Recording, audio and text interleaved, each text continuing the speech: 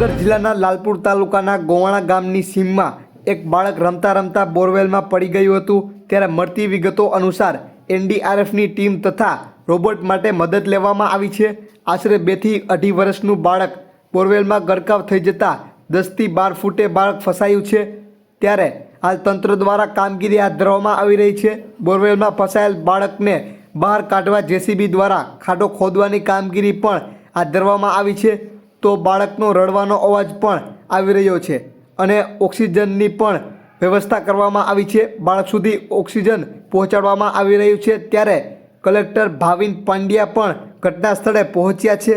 સાથે બાળક જલ્દીથી બહાર આવી જાય તેવા પ્રયાસો પણ તંત્ર દ્વારા હાથ ધરવામાં આવી રહ્યા છે।